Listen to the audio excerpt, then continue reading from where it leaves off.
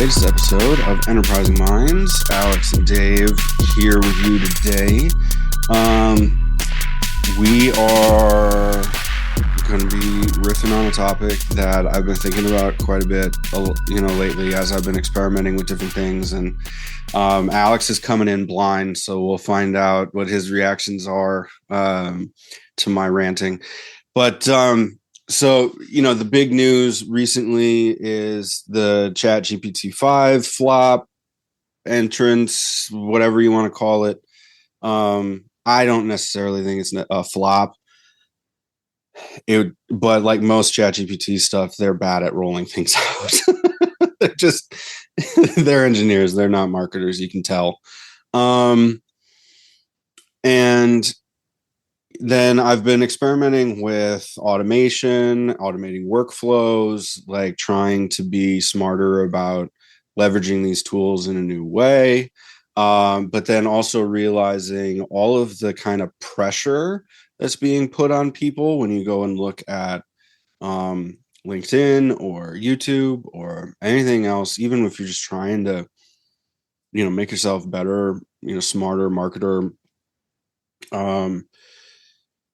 It gets you going. So first things first is with make.com. I've been trying to go through that, and Alex, you talked on an earlier episode about N8N is another option. Zapier is kind of the OG option. And essentially, if you're unfamiliar with what these things do, they connect basically like one tool to another, and then you map sort of tasks, so you can have it watch like a YouTube playlist and then capture the link and the video data and everything else and put it in a Google Sheet, right? That's a really basic thing. And then you can create these sort of strings of these things to then automate social posting, from a blog creation, from yada, yada, yada, yada, right? And what was interesting is like, okay, it forced me to look at what am I actually doing? How is it systematized? Where are kind of the choke points of things, right? And that was a fascinating thing. But then as I've been looking up, because this like semi-coding world of connecting this to that is brand new to me. And so I've been on YouTube trying to find answers on how to do it, watching it. And there's this one YouTube video that's just, as a communications person, as a marketer, it's pissing me off. And I want to skip it. It's a video ad, okay. Right? And it's this cartoon pencil character. And it's sitting there going, let's be real. If you're over 40, you're using ChatGPT like Google. And there are teenagers building businesses and you're only using it like this. And it's like, all right, hold up. The first thing you do with a target audience is insult them. Screw you, man. Like, also, there's just a lot wrong with that premise. But I think it just goes to show, like with the AI stuff, it's yet again more people trying to act like they have the answers and they're smarter than you, when really everybody's just figuring it out. And if you figure it out for your own workflows and your own ways, and it improves your processes just a little bit, that's a win. Yep. Who cares if a 15-year-old is building a multi-million-dollar thing? You know what you have that 15-year-old doesn't?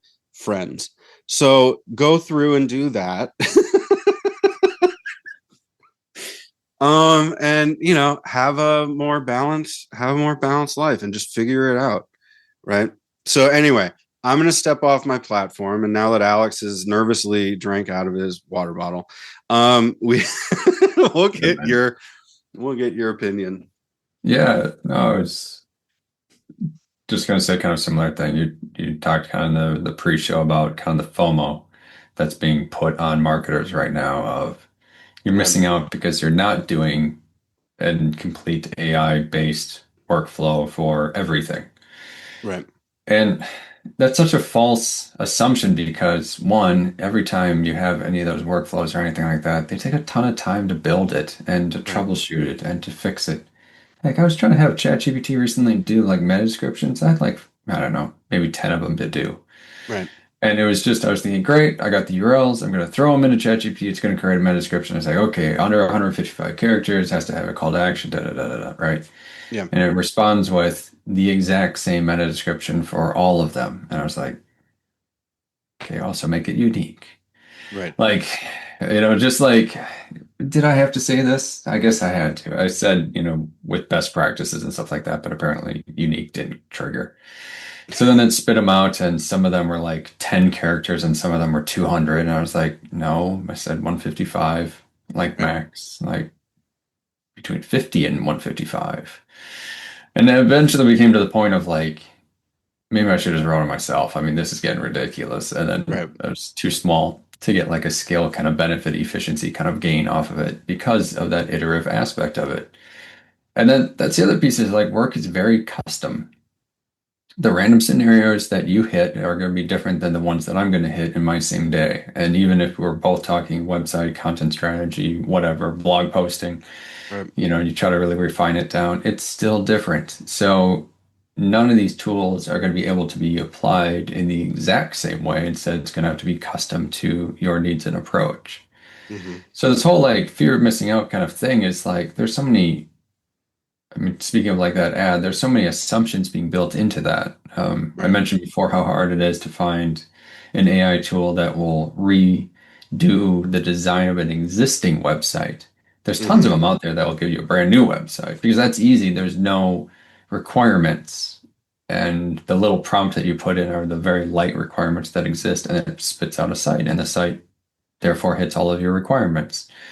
A very different scenario is I have 2,000 pages of copy. I'm going to try to redo the design and layout of, the 15 templates that were, static created behind the thing. I mean, all the rest of this kind of stuff. Like the scenario gets more and more complex and then it starts to falter and start to fall apart. So, and you Hmm. also mentioned the pre of like, creating 20,000 blog posts. Like, yeah, you can, but it's not you.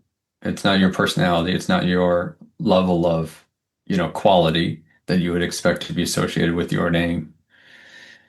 And even if you have like a pen name or false name or something like that, that you're trying to like produce and create this whole thing, end of the day, it's still questionable. What are you creating and Right. why? Like, is it really satisfying to do that? I've actually, I'll let you respond to that. And then I got another point Hmm. about basically ChatGPT telling me to do things and my resistance. Well, no, I was just thinking like because of the old careers, right, that we've had in Mhm. SEO, I'm following this. Oh, what are they calling it now? AIO, GEO, Yeah, yeah, yeah. SEO, whatever the new acronyms are, and everybody's Right, trying to sell their version of it. right. Which, okay, great. I notice the hustle. I respect the hustle, but like, guys, it's the same thing as what we did 15 years ago, Yeah, and it still just requires that you create good content and have it up and you have it marked up with the schema properly if you need to have schema, and you have internal links and you're doing all of these other things to represent yourself correctly. The game hasn't changed. no, It's a really new have. wrapper. I mean, Yeah. that's all it is. So, um, when you talk about well, what's the purpose of the content, I think we can go down that rabbit hole. But I'll bounce back to you for your example that you wanted to.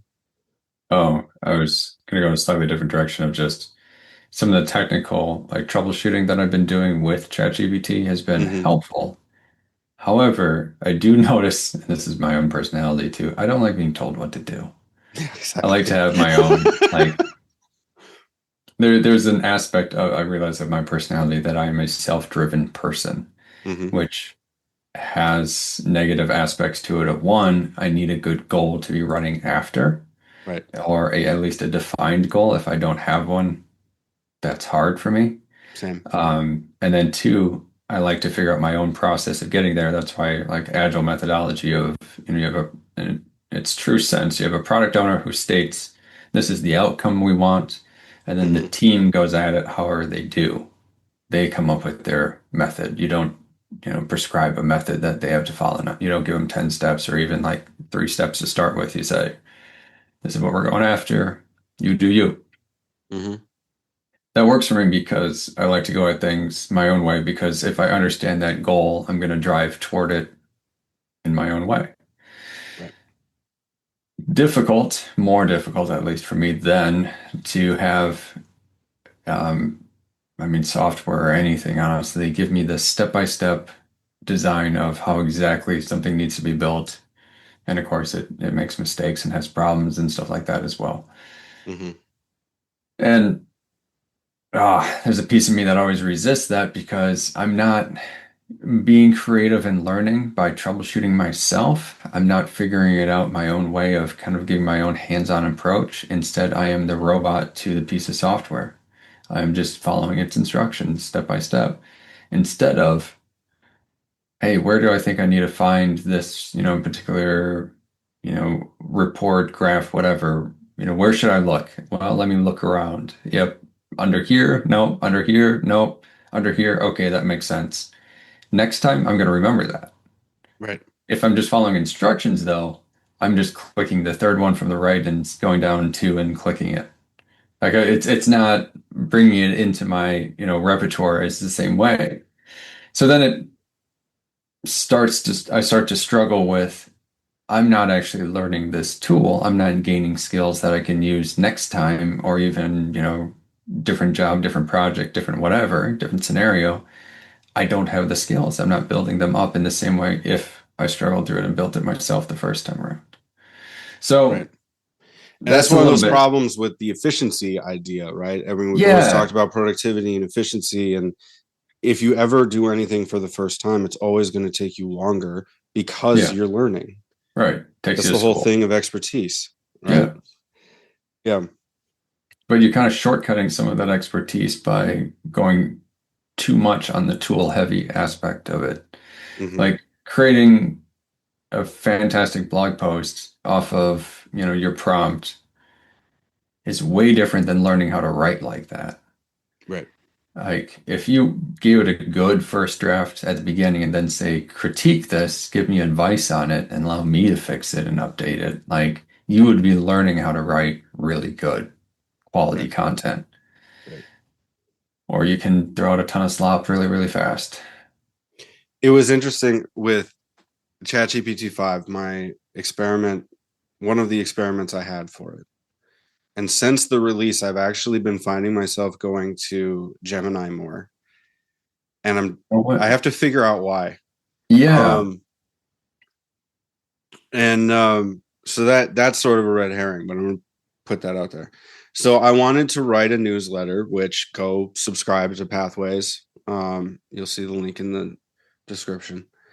Um, where I talk about a specific episode of the This Old Marketing podcast that really had me thinking, and it was about SEO and the AI reality, kind of where we're at. And in the episode, Robert Rose pitches this idea of the mullet content strategy, um, where it's you have all of the kind of main stage good content in the front, and then in the back end you have all the markup, all the data, all the everything, so that the robots can interpret it. And but then it went into something, and where I started thinking about it was through reputation management, because one of his main ideas was so with SEO, it's just indexing your content and then linking to it. Hmm.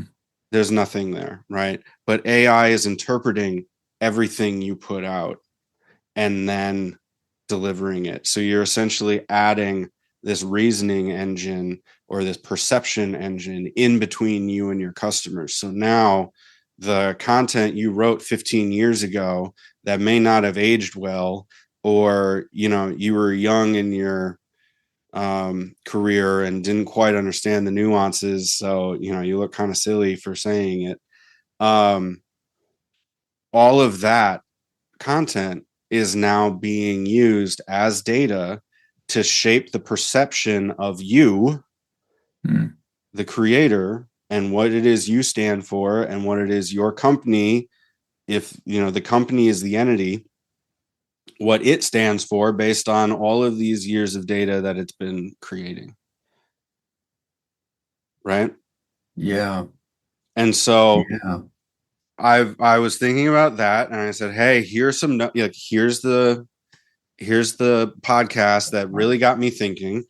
um I want to write a newsletter on this, and I have my own notes. Here are the notes that I took that for what I thought was interesting on it, and help me write this newsletter. But before I finish speaking, or like putting in the stuff, chat gpt is just like, all right, great, here's this newsletter, blah. And all it did was go to the transcript url that I put in, which all I wanted to do was reference, here's a great podcast, it got me thinking, right? That's all I wanted it to do. But instead, it took that, read the transcript, created an entire email without even waiting for me to do the rest of it. Right now, this might have been because I was on voice mode or something. And I was like, oh my God, stop being so like eager to help.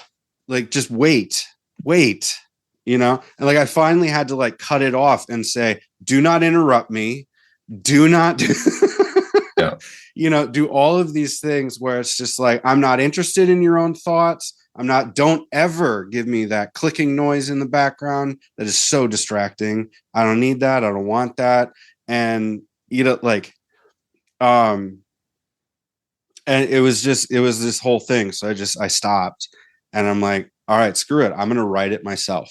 And I just I dictated it. I mean, most of the time I'm writing the newsletters myself anyway, right? But I wanted to do the experiment to see what was going on. But it was like, oh my God, this is unusable. Like, stop it. I had no idea it had sound effects. I never Oh do. God, yeah, to let you know it's thinking or like typing something out. It'll be like, tick, tick, tick, tick, tick, tick. I'm like, stop it, Oh, wow. stop I it. would see the benefit of that. Like, yeah. Um. So anyway, Yeah. what's your takeaway from everything I just said? I mean, the main one is that it has its purpose. And I mean, you mentioned about like less on the critique side of it, but I would almost kind of reverse and say more on the critique side than the result output side. So there's a sycophancy aspect to ChatGPT, which frustrates the hell out of me. I've mentioned it Yeah. quite a few episodes about basically it always tells you that you're amazing and you're great and this is a wonderful idea. What a great, solution and all the rest. Instead of saying, well, that's an okay idea, but I mean, here's something you probably should consider, or, a little bit of some balance and criticism that allows me to get a better response out of it. I was went down a rabbit hole with ChatGPT recently. I was looking at like Etsy businesses, 3D printing on demand, because you can have it printed and then shipped directly to a customer. Hmm. Let's play around with this idea. What's the profit numbers, demand numbers, Right. Etsy restrictions, which there's significant ones. Um, and it kept going down a rabbit hole that, quite honestly, from a reasoning aspect, I kept looking at it being like, this is unusable. Right. Like this is just a bad idea.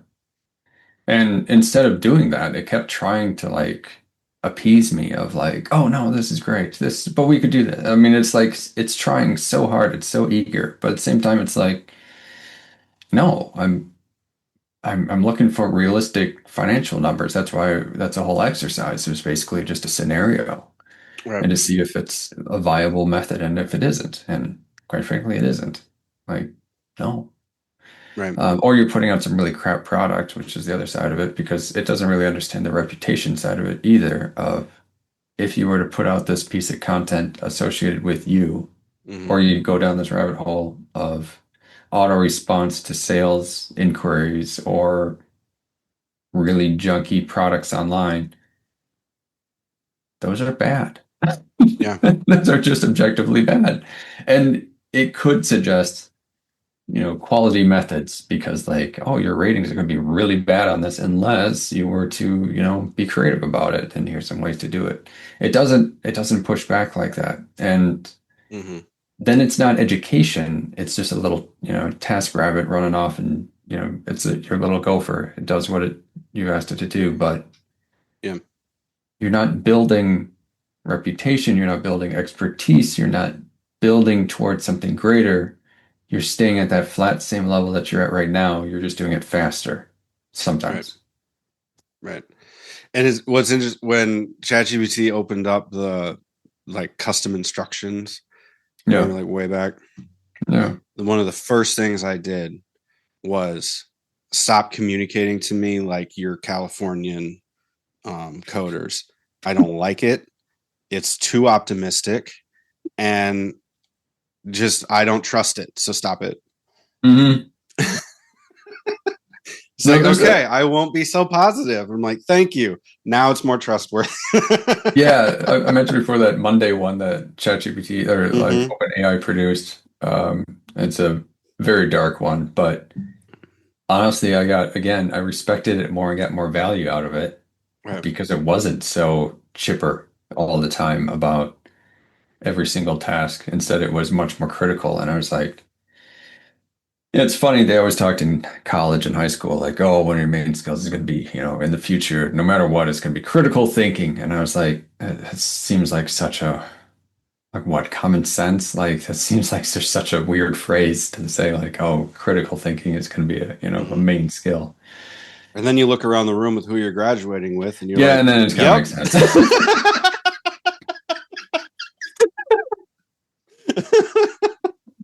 Where are they now? In jail.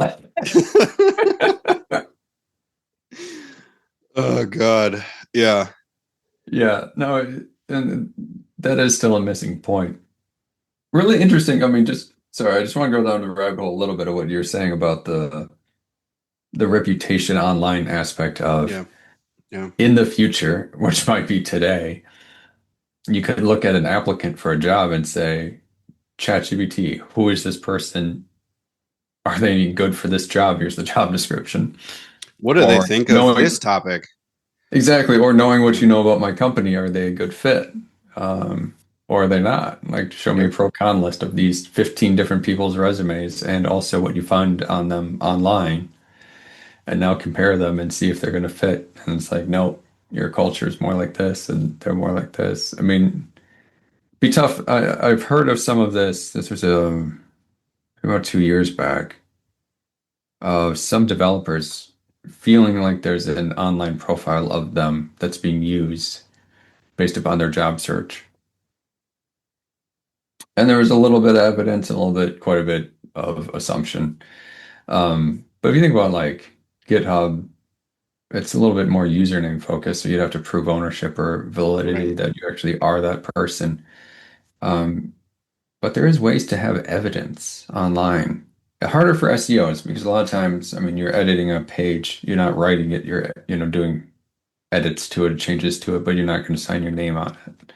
Right. Um, but if you were to look at some of the old companies that I worked for and the overall site SEO, and you're like, oh yeah, that's how well he is.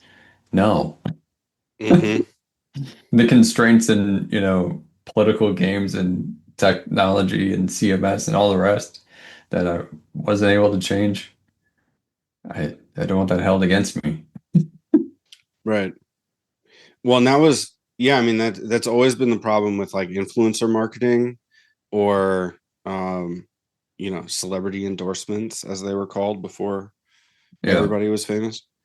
Um, I remember I worked with Mia Hamm on a thing and the old soccer Oh, cool. Yeah, star. absolutely. Yeah. And but the project started around the time that Jared from Subway got thrown in jail for, Yeah. his nastiness. And then so then there was all this talk about oh my God, should we even be working with celebrities? And it's like, well, this is the risk that you take. Like, It's if you're going to have reputation. anybody endorse anything, you've got to have a vetting thing. Mm-hmm. And sometimes you just have to be, you have to go through it, and it's good while it lasts, and disown it when it happens, right? See Yeah. the Kanye Adidas, I was about to say, it's like that's a relationship, major right? one. Yeah. Um, and so, yeah, I mean, it's interesting to think of that, because in some of the content marketing space, or the, marketing strategy spaces, the recommendation is get your employees to, be your influencers for the company. And you're like, okay, hold on. You can't just let anybody do that. Like, you have who represents your brand the best, who's actually willing to be on social, Mm-hmm. who's, are you going to carve out enough time for them to be creative and shoot the videos and shoot, do whatever you need to do for that. Like, that's a whole different program and a massive change for most organizations. Um, and yeah, I mean, there's an inherent risk there too, because all right, that they might have been cool just to sit behind a desk and do whatever meaningless tasks you need them to do, but then, like, to actually be the face of the organization on, LinkedIn, like, mm-mm, Mm-hmm. mm-mm. Gotta stick with the Geico Gecko, man. That's it. Don't have it be Mm-hmm. real. Just come up with a fictional character. Pretty much. Yeah. I mean, think about the Kia hamsters. They never even had anything, they never even said anything, right? They just showed up. It's the pets.com, the little dog on Sock a puppet. puppet. Yeah. Yeah. Yeah. So this episode is kind of a smorgasbord of everything, kind of a Yeah. A little bit hors of, d'oeuvre platter. Um, Clearly a lot of things to think about. If you want more information on kind of the brand hygiene, mullet content strategy, reputation management stuff, go check out the newsletter. Um, and all the other things that we're doing on that newsletter. So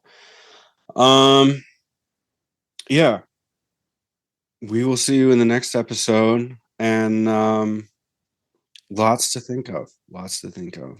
Share, like, subscribe. It helps everybody else get to us and learn from this. And until then, keep learning, keep asking questions, and thank you for listening. Bye. yeah.